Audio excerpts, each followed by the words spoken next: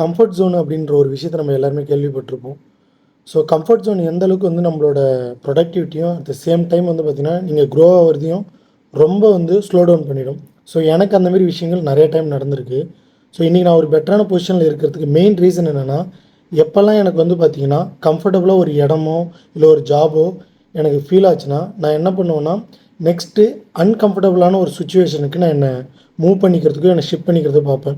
அப்போ என்ன பண்ணுவேன்னா, ஸோ நெக்ஸ்ட் லெவலில் இருக்கிற எனி ஒன் பர்சனாக இருக்கட்டும், இல்லை என்னோட ஒரு பெட்டராக இருக்கிற பர்சனோட அவங்க என்ன மாதிரி திங்ஸ்லாம் பண்ணுறாங்க, ஸோ அவங்கள அப்ஸ்கில் பண்ணிக்கிறதுக்கு அந்த மாதிரி விஷயங்களை நான் தேடி போயிட்டு படிப்பேன். அண்ட் தென் வந்து பார்த்திங்கன்னா அவங்க ஏதாவது மேபி ஒரு கோர்ஸோ இல்லை அப்ஸ்கில் பண்ணிக்கிற எந்த செட்டப்பாக இருந்தாலும் அவங்ககிட்டருந்து கேட்டு தெரிஞ்சுப்பேன். ஸோ அதே போல் நான் பண்ணிகிட்டே இருக்கேன். அகைன் வந்து பண்ணனால மட்டும்தான் ஸோ 10,000 சேலரியிலேருந்து என்னோடய சேலரி வந்து பார்த்திங்கன்னா இன்றைக்கி வந்து ஆல்மோஸ்ட் 12x பண்ண முடிஞ்சிச்சு.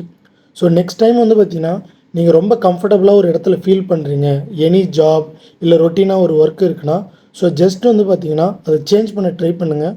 உங்கள் லைஃப் வந்து இன்னுமே பெட்டராக இம்ப்ரூவ் ஆகும்.